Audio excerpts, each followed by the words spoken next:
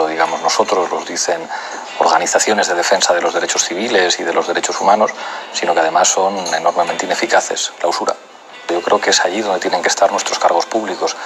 Eso supone una presión notable para las autoridades, en este caso del Ministerio del Interior, y contribuye no solamente a visualizar un conflicto y una situación de injusticia, contribuye también a que se hable de este tema y desde luego a que nosotros pongamos el poquito poder que tenemos al servicio de los derechos de estas personas. Yo creo que se están esforzando mucho y tal vez las cosas se pudieran hacer mejor, pero creo que el Ayuntamiento de Madrid ha llegado más lejos que nadie en esa administración para garantizar que se cumplan los derechos de las personas. Seguro que se puede mejorar y hay cosas que se pueden hacer mejor, pero yo creo que la dirección en la que se está orientando el trabajo es correcta. Creo que la presencia de cargos públicos en los conflictos sirve para, digamos, mejorar las posibilidades de que no se incumplan los derechos civiles o los derechos humanos de las personas que estén allí. No es una garantía absoluta, pero es más difícil ejecutar un desahucio con violencia si hay diputados o si hay concejales. Al mismo tiempo, si logramos favorecer una atención mediática mayor, y es más fácil que haya atención mediática si hay un cargo público, eso permite visualizar una situación de injusticia y que se hable de ello. Nosotros mismos, en nuestros debates internos, reconocemos que muchas veces lo más importante del Parlamento es lo que trasciende al Parlamento, los debates del Parlamento, las iniciativas que se comunican hacia afuera, porque somos conscientes de las capacidades de veto que tiene el Gobierno sobre el Parlamento, somos conscientes de lo limitado de sus dinámicas, y por eso muchas veces lo más importante del Parlamento es que se nos vea. Bueno, pues a veces se te ve más en otros espacios que no son los del Parlamento, y poder estar allí donde sufre la gente, utilizando el poco capital que hemos podido acumular para ponerlo al servicio de esas personas, es fundamental. Y hay otro elemento crucial. Es peligroso acostumbrarte a vivir en el Parlamento. En el Parlamento solamente ves a otros parlamentarios o a periodistas. Casi la gente más interesante con la que te puedes relacionar en el Parlamento son los propios trabajadores, los camareros, los limpiadores. Que nuestros diputados no pierdan ese contacto con la realidad, estando allí donde la gente sufre, es algo fundamental que de alguna manera, pues bueno, te marca en la piel, te toca y no se te olvida de dónde vienes. Cuando pasas muchas semanas en las que pues a lo mejor te invitan, que si a la fiesta de un periódico, que si al cóctel de no sé qué, que si al acto público, al final te terminas relacionando con una gente que no representa la verdad de la mayoría de los ciudadanos. En el Parlamento no, en el Gobierno. Yo prefiero gobernar. Yo creo que se pueden cambiar muchas cosas desde el Gobierno. El problema es que el Parlamento no es que no solamente carezca de funciones ejecutivas, sino que sus funciones legislativas están muy limitadas.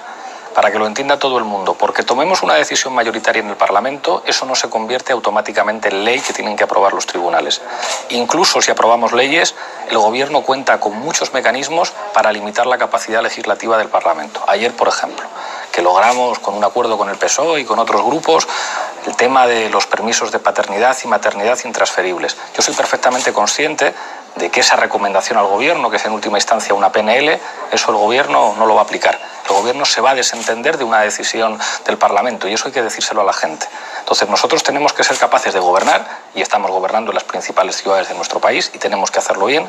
Tenemos que ser capaces de hacer una labor parlamentaria digna, correcta y además que demuestre nuestra capacidad de gobierno, pero al mismo tiempo tenemos que ser perfectamente conscientes de que tenemos que estar allí donde la gente sufre y tenemos que estar en los espacios de la sociedad civil contribuyendo a que esos espacios de contrapoder crezcan, porque las instituciones no están pensadas para cambiar las cosas, están pensadas por el contrario para resistir. En nuestro país hay, por ejemplo, una Cámara terrible que es el Senado, que si nosotros ahora estuviéramos gobernando con una mayoría absoluta absurda del PP en el Senado que no responde a criterios electorales proporcionales, podría estar esa Cámara boicoteando permanentemente las decisiones de gobierno. Tenemos que ser conscientes que la actividad política se tiene que dar simultáneamente en todos los frentes. Y cuando eres oposición, sobre todo en una fuerza como la nuestra, la oposición tiene un escenario en el Parlamento, pero quizá no sea el fundamental. Yo estoy defendiendo, y soy consciente de que todo el mundo no piensa como yo, que al mismo tiempo que hacemos una labor parlamentaria digna, una labor parlamentaria brillante, eso no tiene que ser lo más importante cuando eres oposición y cuando el hecho de ser oposición impide que efectivamente puedas legislar de verdad. Si nosotros pudiéramos legislar de verdad desde el Parlamento, otro gallo cantaría. En la medida en que la entrega del gobierno al Partido Popular por parte del PSOE va a dar casi todo el poder al gobierno, nosotros tenemos ahora mismo, a mi juicio, que hacer compatible la actividad parlamentaria con la construcción de un movimiento popular. Hay una cosa que se elogiaba de Podemos y que a mí me horroriza. Podemos ha servido para que no haya movimientos sociales, para que las reivindicaciones sociales se canalicen a través de una fuerza parlamentaria. Nosotros no queremos ser eso. Nosotros podemos ser un instrumento electoral de los sectores sociales que a nuestro juicio se tienen que organizar de manera autónoma en la sociedad. Nosotros, aun estando en las instituciones, tenemos que ser capaces de impulsar esos espacios de organización social que son absolutamente imprescindibles para cambiar las cosas. Cuando hablo de espacios sociales, no hablo solamente de una mani o una concentración. Ponía un ejemplo esta mañana. Creo que el documental de Évole, de Astral, ha hecho más por concienciar a los españoles sobre la realidad de las personas que se ven obligadas a abandonar su país que buena parte de nuestra actividad parlamentaria. Bueno, eso es una forma de militancia social. Nosotros no vamos a poder tener un programa como Salvados, pero el desarrollo de las tecnologías de la información y las comunicaciones seguramente nos permite hacer materiales audiovisuales, nos permite trabajar con colectivos que construyen información alternativa, que pueden trabajar en un sentido de concienciación social que va más allá de nuestras intervenciones en comisiones parlamentarias o en el Pleno, que eso también lo haremos, pero lo otro muchas veces se revela más importante. La prueba de que es más importante, nosotros pusimos patas arriba la política de este país sin tener un solo diputado. Nosotros hicimos que aparecieran encuestas increíbles que nos situaban como primera fuerza política sin tener un solo diputado. Bueno, eso no se nos tiene que olvidar. Yo creo que en lo estratégico coincidimos, todos queremos cambiar la sociedad y evidentemente es mucho más lo que nos une que lo que nos separa porque estamos en la misma organización política. Y seguramente si el debate fuera meramente intelectual, sería una discusión preciosa, llena de matices que terminarían en unas cervezas. Pero cuando es una discusión en el marco de una organización política que tiene que tomar decisiones, esto implica un debate y un debate que se tiene que resolver pues, a través de asambleas ciudadanas y a través de operaciones, bueno, en sí mismas muy tristes, como tener que elegir una dirección y como tener que tomar una serie de decisiones. Pero cuando estás discutiendo, lo importante no es lo que te une.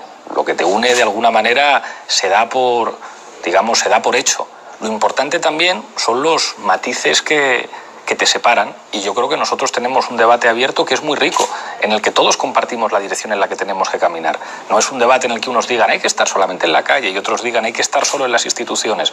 Eso es una banalización del debate, pero que con respecto a la forma en la que hay que estar en las instituciones y la forma en la que hay que estar en la calle hay diferencias, claro que sí. Y, por ejemplo, una cosa que a mí me preocupa enormemente. Me preocupa enormemente que el trabajo parlamentario pueda contribuir a blanquear al Partido Socialista. El Partido Socialista entrega el gobierno al Partido Popular y a partir de ahí se ponen el disfraz de somos más rojos que nadie y aprobamos un montón de PNLs con Unidos Podemos y entonces ya hemos hecho una suerte de oposición parlamentaria. Es como no me hagan trampas. Ustedes han entregado el gobierno al Partido Popular. Saben que desde el Parlamento podemos hacer muy pocas cosas y que podíamos tener un gobierno distinto. En nuestra labor de oposición, lo fundamental no es ponernos de acuerdo sobre cosas que no van a cambiar la realidad, sino muchas veces eso tiene que ver con informar a la gente de cuáles son los sujetos que pueden cambiar la realidad. Por decirlo claramente, todo lo que haga el PSOE para oponerse al Partido Popular después de entregarles el gobierno, pues tendrá un carácter de pantomima en muchos casos. O sea, yo creo que eso genera una tensión informativa por delante de cualquier otra cuestión, porque eso son las reglas del juego. Si yo hago una entrevista, hablo sobre los CIES, hablo sobre la situación de Europa y sobre el Partido Socialista y después hablo sobre la interna de Podemos, yo diría que el 95% de los medios de comunicación, lógicamente, buscarán el titular de la situación interna, porque esto funciona así. A partir de ahí hay dos opciones. La opción del off the record, la opción de que se informe de tu vida interna a partir de lo que los equipos dejan caer de manera clase clandestina a periodistas, o que tú tengas el debate de manera más abierta. Obviamente te van a golpear y obviamente se van a generar ciertas polémicas, pero a mí me parece mucho más sano, mucho más llevadero que el debate que nosotros estamos teniendo, que además es un debate sobre cuestiones sustanciales. O sea, mientras el Partido Socialista debatía sobre si manda Susana o manda Pedro, o manda Cebrián, o no se sabe quién manda, o sobre si se tienen que abstener para favorecer al Partido Popular o tienen que buscar unas nuevas elecciones, nosotros discutimos sobre cómo seducir a los que faltan, sobre la relación con los movimientos sociales, sobre la actividad parlamentaria, sobre cómo acumular fuerzas para cambiar las cosas en España. Creo que nuestro debate, en términos de contenidos, es más elegante. E incluso en la forma, aunque a veces podamos ser ásperos, creo que somos más elegantes. En la medida en que hay un proceso en Madrid, un proceso en Andalucía, un proceso en Extremadura y que va a haber un nuevo Vistalegre, la atención informativa sobre Podemos va a estar centrada en esos procesos. Bueno, pues discutamos abiertamente sin tener miedo a algo que de todas maneras iba a ocurrir. Yo creo que cada vez que ha habido un proceso de discusión interna en Podemos, los titulares sobre las fracturas de Podemos han sido la norma y no la excepción. Eso ocurrió en Vistalegre. Yo recuerdo que allí pues me enfrenté a algunos compañeros políticamente y con algunos de ellos, como Pablo Echenique, pues ahora tengo una enorme cercanía. Y lejos de separarnos, seguramente el habernos enfrentado en 2 ocasiones sirvió para que se generara una dinámica de lealtad enormemente valiosa. No hay que tener miedo a ello, y yo creo que hay que vivir, digamos, pues con el contexto mediático que te rodea, que va a ser así. O sea, no tiene sentido enfadarse porque el titular no tenga que ver con lo importante y tenga que ver con lo interno. Esas son las reglas del juego. Cuando los medios de comunicación, incluso muchas veces simplificando, insistían en hay un Podemos más radical, un Podemos más moderado, uno que está más cerca del PSOE, uno que está más lejos del PSOE, uno más de calle, otro más de institución, aunque eso era una manera de banalizar el debate, todos estaban hablando de un debate político dentro de Podemos y no tanto, digamos, sobre dónde y cómo se toman las decisiones, que eso en Podemos está bastante claro, y en eso creo que todos hemos sido notablemente orgánicos y respetuosos, incluso a la hora de repartirnos los papeles. La forma partido es, por definición, una trituradora de la belleza.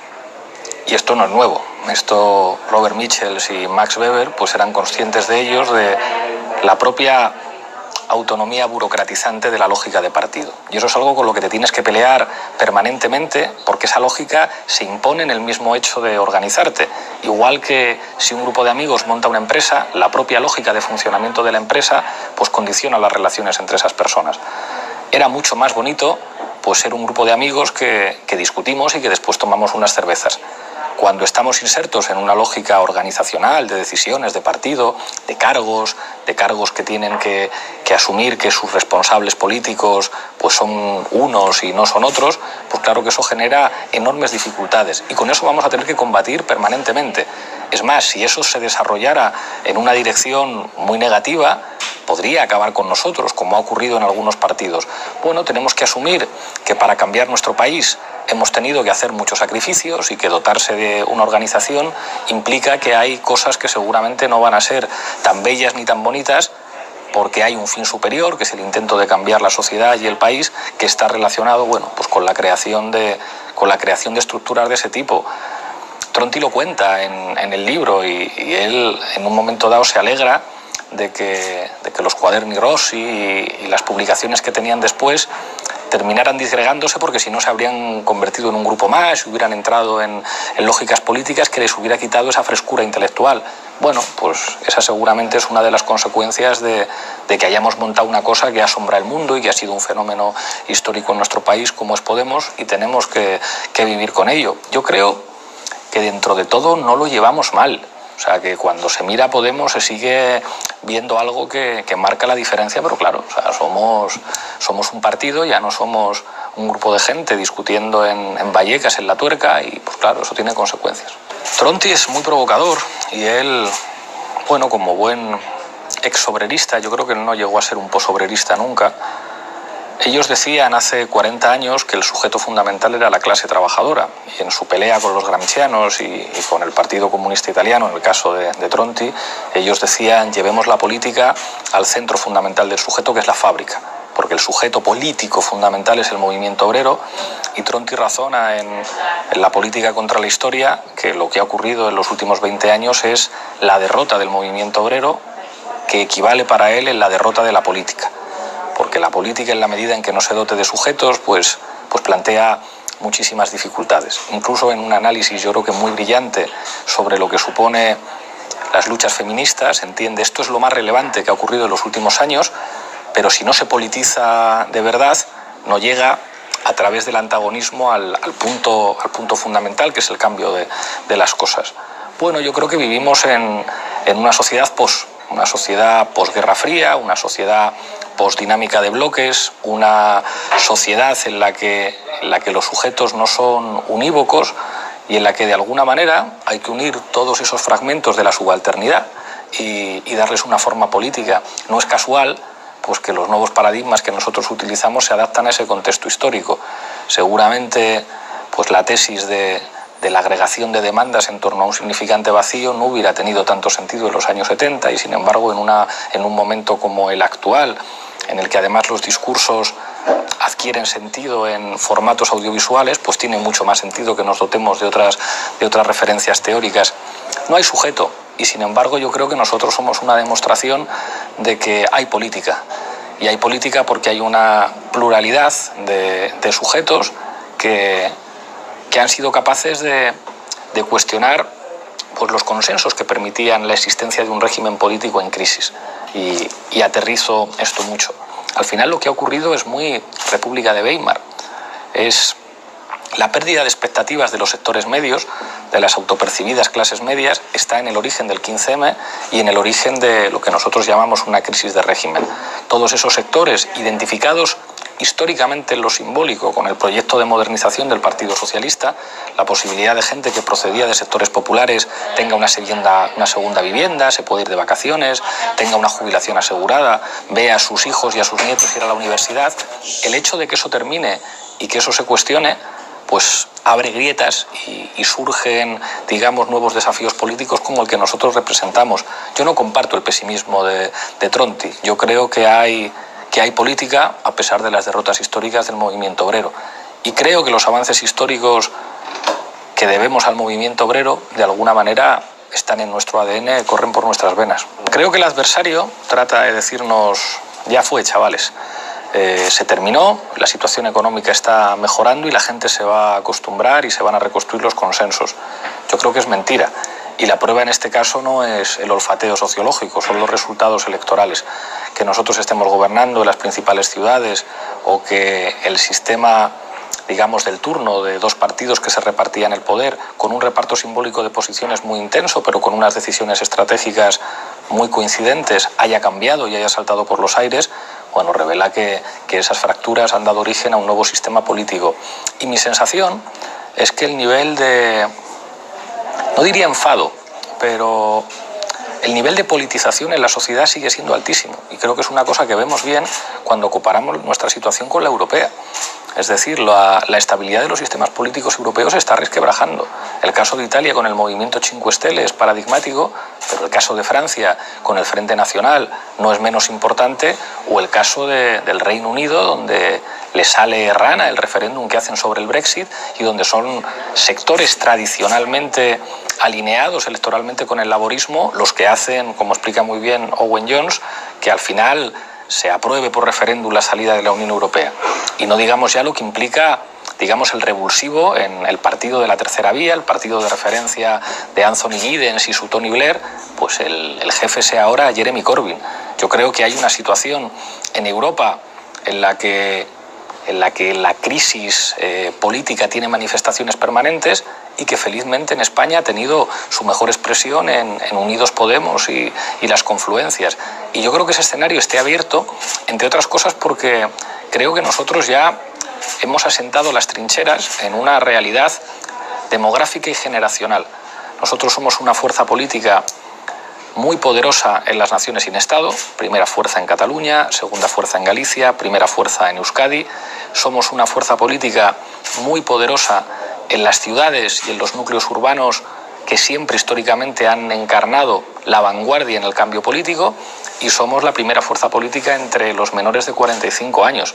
O sea, nosotros somos una realidad que condiciona el futuro de alguna manera. Yo creo que nuestro desafío fundamental es no integrarnos en una solución de régimen que en la práctica nos excluye. Yo nunca entendí el miedo del Partido Socialista.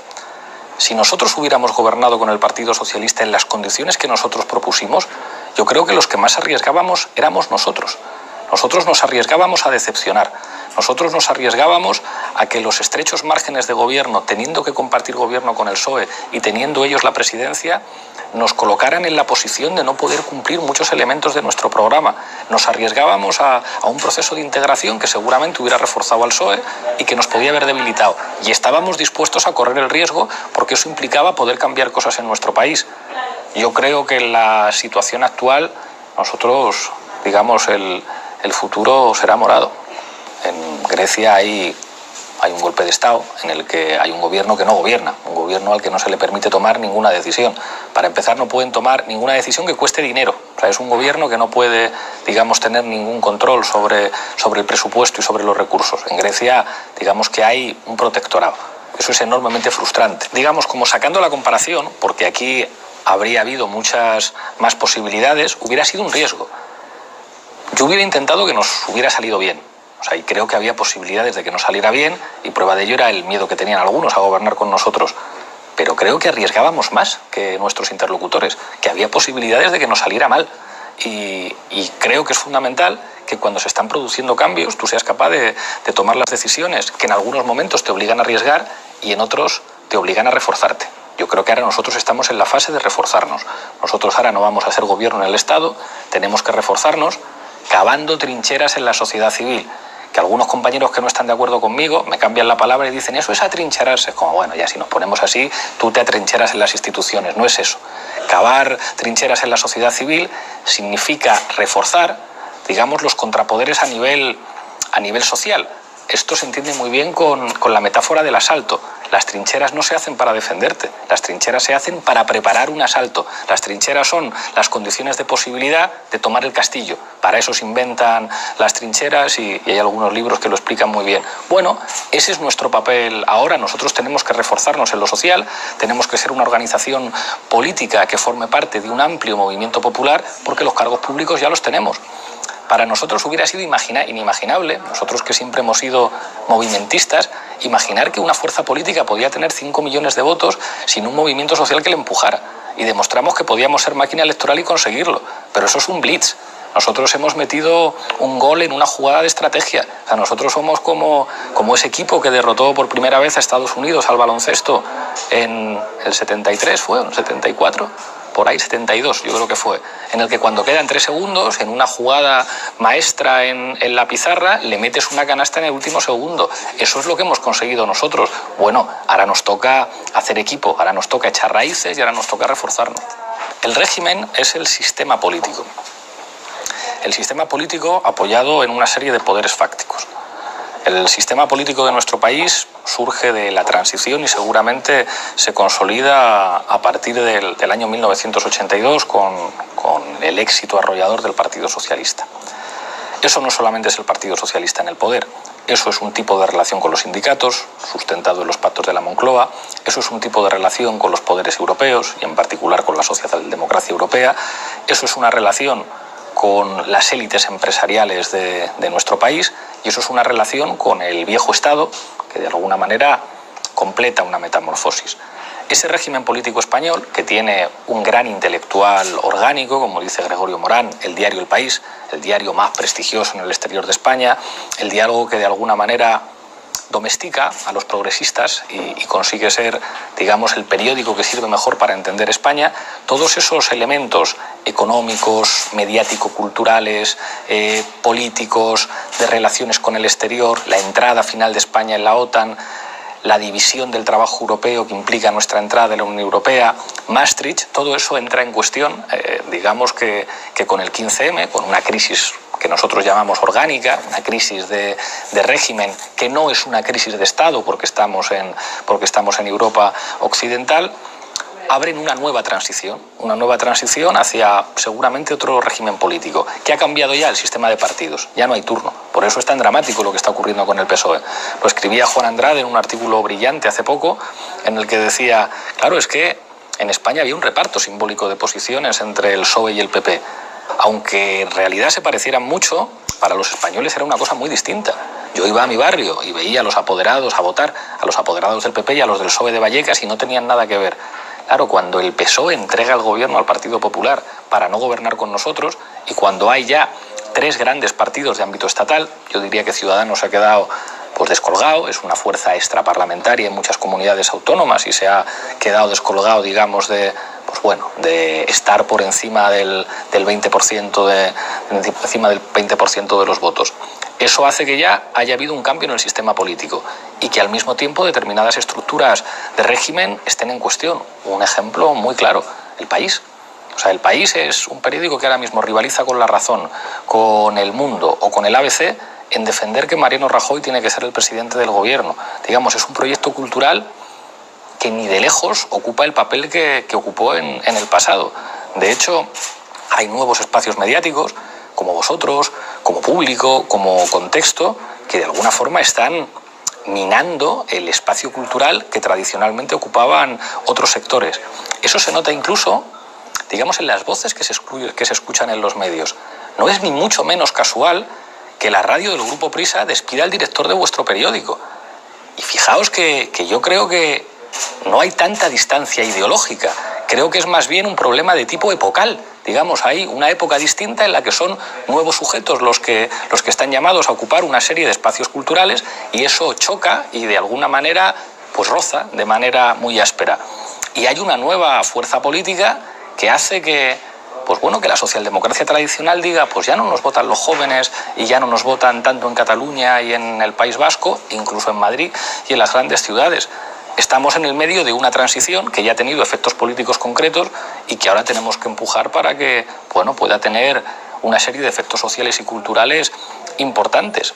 Por eso muchas veces, incluso en el debate interno sobre Podemos, es un debate cultural. Es decir, el debate sobre Coldplay y Bruce Springsteen se puede simplificar y decir, los duros y los blandos, pero es un debate cultural. El Nega escribía un artículo en El Español, que es un provocador nato y lo hace en El Español por eso, hablando de Beyoncé, y está señalando la clave fundamental. Nosotros queremos apostar por una cultura que de alguna manera se plantee como una cultura alternativa, o asumimos una cultura de masas más o menos progre. Y ahí estaba poniendo el dedo en la llaga, y esos debates van a ser determinantes para el futuro de la cultura en nuestro país, y ahí es donde entra, digamos, toda la dinámica de los símbolos, las relaciones con otros actores, la relación con la memoria histórica, cómo se recombina y cómo se redefine. O sea, lo que a mí me apasiona, a pesar de que lo sufro en tanto que soy secretario general de los debates de Podemos, es que son debates culturales. Cuando nosotros incluso debatimos de estética, estamos debatiendo de cultura, estamos debatiendo de todos esos elementos ideológicos que tienen que ver con cómo nos presentamos nosotros ante la sociedad. Es un hecho cultural que digamos que el tipo que sirvió para lanzar un instrumento electoral tuviera coleta y pendientes. Eso es una cosa rarísima en nuestro país. De hecho, en los debates iniciales que nosotros teníamos, cuando conspirábamos pensando cómo hacer esto, éramos mucho más conservadores. Pensábamos para que esto no salga bien hay que buscar a un padre de familia con un aspecto convencional, con un discurso moderado, que no se le puede identificar como alguien de izquierda. Nosotros teorizábamos que había que hacerlo, o sea, como recuerdo los debates con Íñigo en el CEPS, algo más parecido a lo que era el Pidio Silva. Pero el Pidio Silva no salió el Coletas, y eso yo creo que también nos hizo pensar, a lo mejor en nuestro país hay más materia para el cambio de la que nosotros creemos. Eso también está en uno de nuestros debates internos. ¿Es tan conservadora la sociedad española? Yo creo que el hecho de que funcionara Podemos y el Coletas y que no funcionara el Pidio Silva ni la extrema derecha revela que a lo mejor la sociedad española no es tan conservadora y tan carca como nosotros mismos hemos llegado a pensar en algún momento. Pero creo que estamos teniendo un debate, fascinante. Yo estoy orgulloso. Ojalá otros partidos estuvieran debatiendo de lo que nosotros debatimos. Creo que pusimos a Izquierda Unida a debatir de lo importante. Yo creo que si no existiera Podemos, Alberto Garzón no sería el coordinador general. Y la generación de jóvenes que hoy manda en Izquierda Unida y que, se han abierto las ventanas, huele mejor en Izquierda Unida. Es como, no tiene nada que ver esta Izquierda Unida, que esa en la que todo se definía como una pelea entre Cayo Lara y Llamazares, que es decir, ¿eso qué es? Ahora es otra cosa, hay otras caras, otros estilos, funciona mucho mejor la relación con nosotros de una manera orgánica, si me apuras. A la gente le parece una cosa coherente, y creo que nosotros hemos contribuido a eso también, a que la tradicional sea más bonita, a que, bueno, o sea, me decían el otro día, me preguntaban una cosa, decían, ¿no te parece que la izquierda está muy fragmentada? Como, hombre, menos que nunca. O sea, nosotros hemos conseguido que por primera vez haya un espacio político en el que hay 2 partidos gallegos, 4 partidos políticos catalanes, nos hemos presentado a las elecciones con Compromís, hemos apostado por plataformas ciudadanas en las elecciones municipales. Nunca ha habido un espacio político que agrupe a tantos sujetos como ahora, y creo que es algo de lo que podemos sentirnos orgullosos.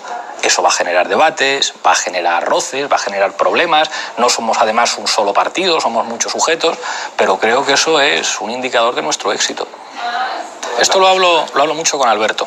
A Alberto le gusta la palabra ruptura, que a mí me gusta mucho también. Pero estamos en un debate en el que es obvio que revolución, entendiendo un sentido histórico de lo que significa una revolución, no podemos hacer. Que el objetivo de la transformación social es a partir de reformas. Entonces, separaría lo programático de lo cultural. En términos culturales, acepto la palabra ruptura en la medida en que es una palabra que nos dota de una identidad impugnatoria, que eso está bien, pero soy perfectamente consciente de que en términos programáticos, de acción de gobierno, la transformación concretada en el día a día pues va a ser a través de reformas, porque somos un Estado del sur de Europa y porque en última instancia lo único que vamos a tener para cambiar las cosas es la acción de unas instituciones junto con sectores de la sociedad civil organizada, defendiéndose permanentemente de poderes económicos endógenos y exógenos que nos van a apretar. Es decir, esto no es toma del Palacio de Invierno. Es decir, la palabra ruptura que le gusta a Alberto y que yo le compro, se la compro igual que la palabra salto al cielo. Es una metáfora. Es una metáfora que marca un estilo y que marca una manera de impugnar y de entender cuál tiene que ser nuestro estilo político. Pero luego yo creo que nuestra praxis es modesta y que nosotros tenemos que ser modestos. El famoso debate reforma-revolución creo que no es un debate ni de la izquierda española, ni del espacio político de Unidos Podemos, ni de nadie, diría yo, en este momento, porque eso forma parte de la historia del breve siglo XX de Erich Hobsbawm. Entonces creo que honestamente tenemos que decir, hay elementos culturales en los que hay que ser rupturistas y en los que hay que buscar esos asaltos como metáforas dulces, y luego ser conscientes de que nuestro programa es lo que es. Creo que nunca vamos a poder volver a los momentos más virtuosos del estado del bienestar, que fue muy virtuoso en los países nórdicos. Creo que la situación que hay a nivel mundial hace que sea muy difícil volver a eso, porque eso además es un proceso que se tendría que dar por lo menos a nivel regional en Europa. Eso tiene una dimensión geopolítica amplia. Pero hombre, decir que la situación de España en el año 2016 no es la situación de Rusia en el año 2017, ni la de Alemania en los años 20, ni la de España en los años 30, pues creo que es reconocer una obviedad. Y eso no tiene que ver con una suerte de preparación de la sociedad o de madurez de la sociedad, sino de una realidad y de posibilidades y de dispositivos políticos concretos. La nuestra tampoco es una sociedad que se parezca a las sociedades periféricas. Nosotros hemos visto con mucho interés y mucha fascinación lo que ocurría en América Latina, pero somos conscientes de que la geografía del sistema mundo en términos de Wallenstein sitúa a cada uno en un contexto muy distinto. Se pueden hacer cosas que a nuestro juicio tiene que ir en una dirección redistributiva, pero sabemos que esas fuerzas económicas endógenas y exógenas nos van a apretar muchísimo. A ver cómo digo esto sin que suene mal. Probablemente si no hubiera habido bloque del Este, no hubiera habido estados del bienestar en Europa occidental. Esto no implica ninguna nostalgia hacia las burocracias del Este, creo que esto es una constatación histórica. En la medida en que esa relación no existe, y en la medida en que parece que ahora el desafío de los europeos es competir con China o competir con India, las condiciones de posibilidad de un proyecto de justicia social en el marco de la economía de mercado se enfrenta a una situación enormemente difícil. Entonces, si lo que me estabas preguntando, ¿crees que con unas cuantas reformas podemos avanzar hacia una sociedad cojonuda? No, la política no termina. La política tiene que ver con el antagonismo. Habrá gente a la que desahucien de su casa y habrá que defender el derecho a la vivienda. Habrá que defender y pelear todos los santos días que, independientemente de la cuna en la que uno nazca, uno tenga derecho a una educación lo mejor posible. Habrá que defender un sistema lo más redistributivo posible fiscal, de recaudación de impuestos. Habrá que defender los permisos de paternidad y maternidad intransferibles. Va a ser una pelea durísima. Cada pequeña cosa que logremos alcanzar va a ser durísimo. Pero en realidad yo creo que esto ha sido siempre así. Hay una frase de la Internacional Socialista que no comparto. La tierra será el paraíso, patria de la humanidad. Probablemente nunca la tierra será el paraíso. y cada cosa que logremos pues requerirá mucho esfuerzo. Y seguramente es mentira ese optimismo histórico tradicional de cierto marxismo mecanicista, según el cual la historia avanza hacia mejor, y según lo cual nuestros hijos estarán mejor que nosotros y nuestros nietos mejor que nuestros hijos. Pues ya estamos viendo que eso puede revertirse y que no tiene por qué ocurrir. Pero yo creo que defender pues lo que Fernández Liri explica muy bien, un ideal republicano fundamentado en las ideas de la Ilustración, la racionalidad, el estado del bienestar, la división de poderes, que exista una justicia independiente, eso es un camino imprescindible.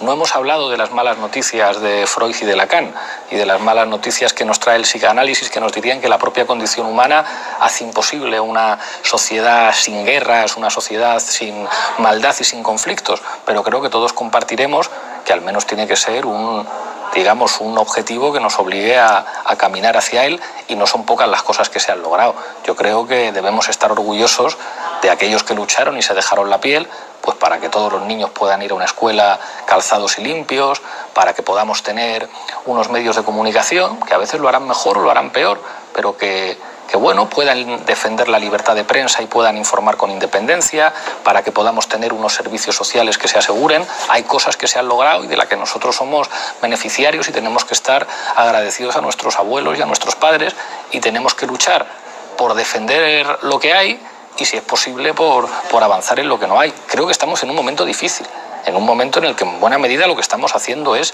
resistir para conservar las cosas buenas que había. Lo que explicaba en aquella charla es que lo fundamental para entender a Laclau es que él entiende que lo político se identifica con el antagonismo y que, por lo tanto, se puede identificar lo político con lo que él llama populismo. Lo político como construcción del antagonismo que se entiende en oposición a la política como gestión, a la política como institución. Por eso decía, el populismo se acaba cuando gobiernas. Cuando gobiernas no se puede ser populista. Claro, todos los medios diciendo, astuto Pablo Iglesias, dice que es populista salvo que gobernara. Y es, digamos, un debate teórico sobre lo que plantea Laclau. Puse un ejemplo que creo que es perfecto para entenderlo. La señora que va a un hospital en Argentina porque quiere interrumpir su embarazo, no le dejan abortar, se quita el zapato, lo tira y dice: viva Perón, hijos de puta. Ahí lo que tenemos es, por una parte, los significantes flotantes, en este caso el significante vacío es Perón, y la agregación de demandas aparentemente inconexas, que es el derecho de esta mujer a interrumpir un embarazo.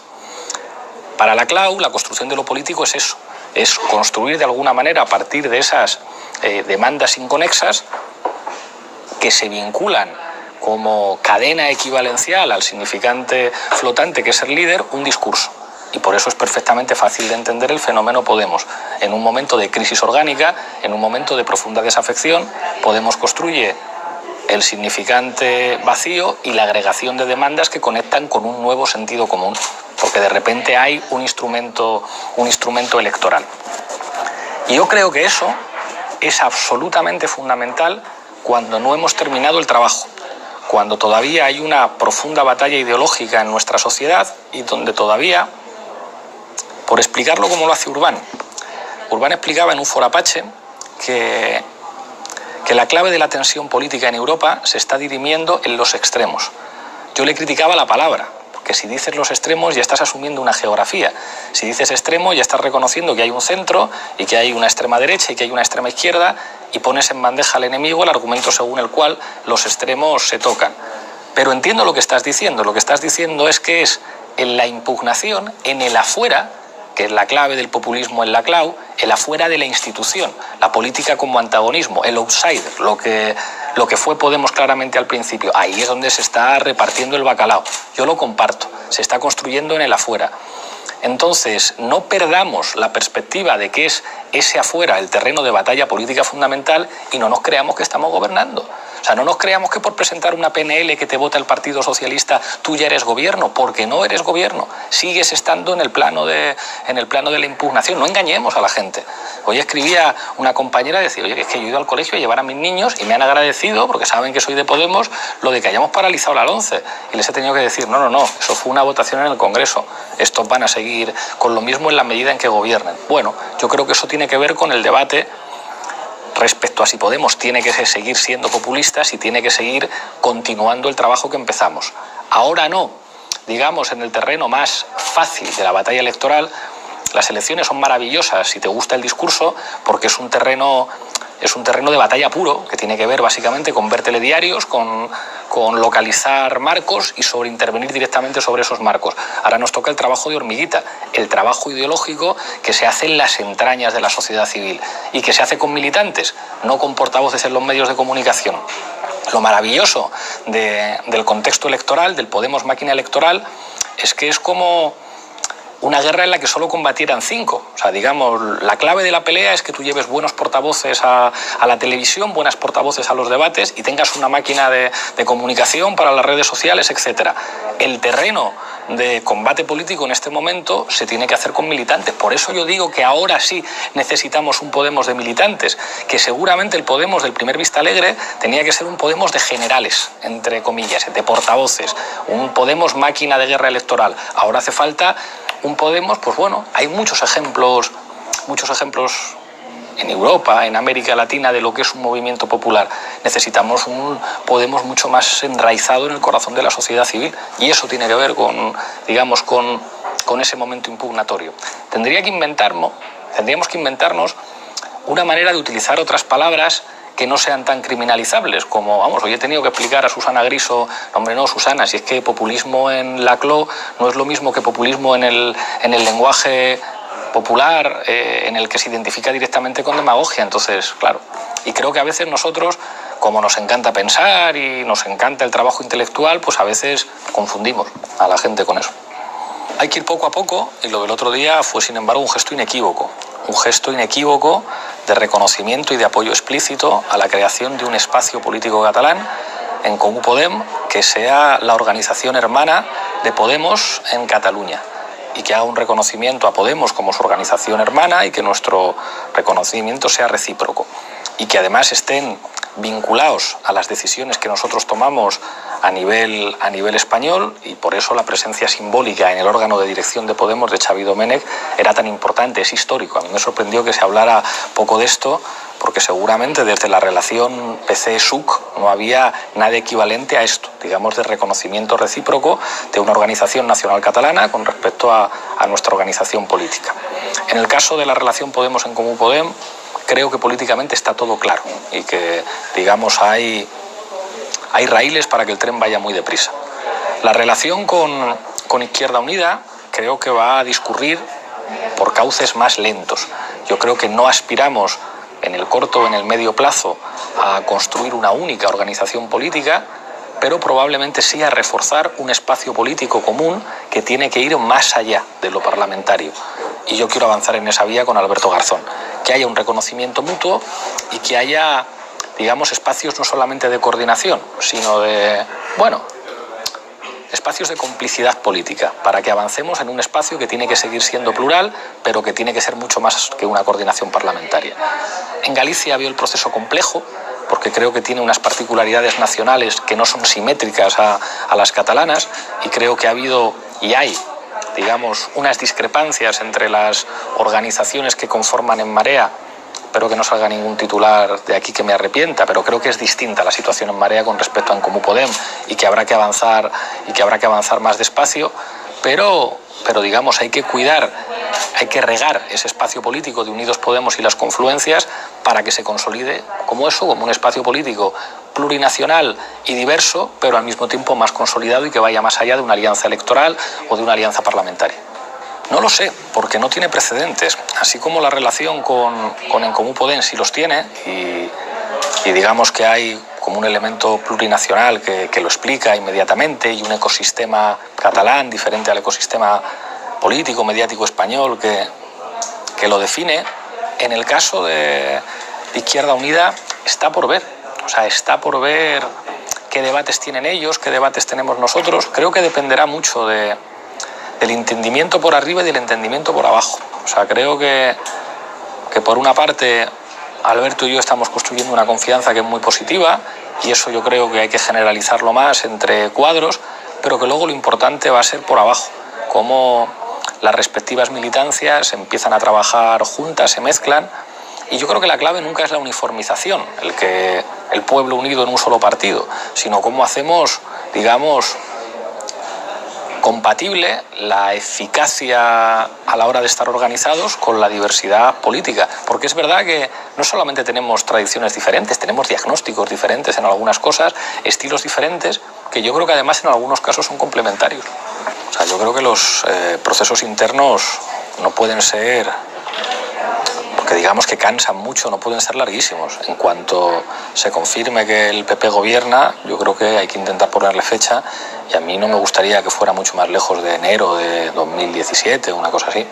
Creo que de alguna manera lo que se está a punta, lo que se está dirimiendo en Madrid, en Andalucía también y en Extremadura, pues los debates fundamentales son debates estatales. Y sobre todo en Madrid. Yo creo que quizá en Madrid es donde menos específicamente territorial es el debate que se está produciendo, y creo que se están anticipando debates en Madrid muy parecidos a los que después vamos a tener a nivel estatal. No idénticos, porque Madrid no es el Estado, pero creo que seguramente en Madrid es donde hay menos particularismos en relación a otros territorios. Es siempre muy arriesgado inventarte algo nuevo, porque eso nunca puede ser un titular. El titular tiene que ser rechazar o impugnar algo. El sí se puede forma parte de nuestro pasado, de nuestro presente y creo que también de nuestro futuro. Pero si imagináramos que un partido político, cada vez que hay una campaña electoral, dicen, su lema esta vez no es como el de la otra campaña, han impugnado el de la otra campaña, rechazan el de la otra campaña, no, pero creo que está bien que los lemas sirvan para explicar momentos. El sí se puede es un lema de los años 70, es un lema que identifica muy bien a la PA, que identifica muy bien a Podemos durante mucho tiempo, y yo creo que es un lema perfectamente válido. Y que además yo creo que va a estar asociado en el imaginario a unas imágenes y a unos momentos concretos. Y eso va a formar parte no de lo que éramos, sino de lo que somos. Pero creo que para explicar el momento en el que estamos, aquel viejo lema de la unidad popular, tan viejo como el sí se puede, podría servir, o no, o habrá que inventar otro, para ejemplificar la fase en la que estamos. Poder popular, crear poder popular.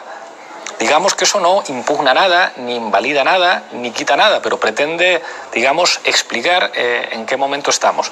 Y el momento en el que estamos ya no es solamente la afirmación de que se pueden hacer las cosas de otra forma, de que es posible hacerlas de otra forma, de que se puede hacer lo que nos dicen que no se puede hacer, sino que tiene que ver con un momento de empoderamiento militante y con un momento de empoderamiento popular. Yo creo que se nos notó un poco el vértigo, el 26J. A nosotros y a Iu, a los dos. A mí y a Alberto, o sea, cuando hablábamos y era como, hostia, o sea, que es que las encuestas dicen que estamos en empate técnico con el PP. O sea, que es que había encuestas que nos ponían a menos de 3 puntos. Eso es empate técnico con el PP y eso es que podíamos ganar. Y eso es muy fuerte, eso hay que vivirlo. Cuando dices que a lo mejor ganamos las elecciones y si no las ganamos parece que vamos a ser seguros segundos. Y yo creo que ahí fuimos excesivamente prudentes, que se nos notó un poquito el vértigo y como de repente estuvimos enormemente preocupados de que pase todo y tratamos como de... Creo que se nos vio menos nosotros.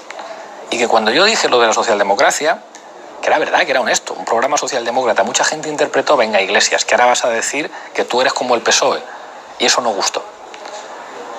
Creo que nosotros no estamos aquí para sustituir al PSOE. Eso que dicen ahora de, bueno, ahora que el PSOE está tan mal, corriendo a ocupar su espacio, como razonan algunos de, claro, ahora no hay que echarse al monte, ahora tenéis que pareceros al PSOE para... Creo que la gente no se cree eso. O sea, nosotros no tenemos que parecernos al PSOE. Nosotros tenemos que ser nosotros mismos, respetar que el Partido Socialista va a tener sus electores, que no van a desaparecer, que tienen un suelo de por lo menos 4,3 millones de votos, que en Andalucía van a ser muy fuertes, que en Extremadura y Castilla-La Mancha también, y que nosotros tenemos que hacer nuestro propio percorso, siendo nosotros mismos. Y creo que se agradece, y la gente lo agradece cuando somos nosotros mismos.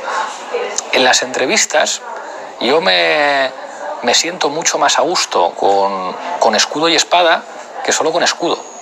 O sea, en Podemos hubo un tiempo en la que es como Iglesias, tienes que ir a la entrevista solo con escudo, defenderte. Y yo creo que funciona mejor cuando voy con el escudo, pero también suelto algún espadazo de vez en cuando. Creo que a la gente le gusta y creo que funciona mejor. Yo creo que los que faltan están en muchas partes y que no hay que ser sectario con eso, digamos, de solo me interesan los que faltan, que no vengan de... Hay bromas incluso sobre eso, allá aquí en Corea en la sede no estamos todos, faltan los que faltan.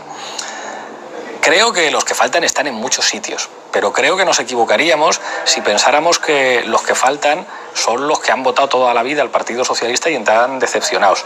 Creo que la mayor parte de esos ya vinieron hace mucho tiempo. Entonces creo que en ese los que faltan hay fundamentalmente una cosa que Jaime Miquel llama con acierto los gamonales. Un sector muy importante de la población española que está harta de la clase política tradicional en general y que si va a votar a Podemos o si no se queda en su casa porque no le gusta lo que había antes. Yo creo que esa es una parte fundamental de los que faltan, que además no se identifican con nosotros por el eje izquierda-derecha. Fíjate qué paradójico. Es decir, parece que los que dicen hay que ir a los votos del PSOE son los que dicen, claro, tenemos que movernos en el eje simbólico del reparto de posiciones tradicional y ofrecer esa izquierda que ya no es el Partido Socialista. Yo creo que no va por ahí.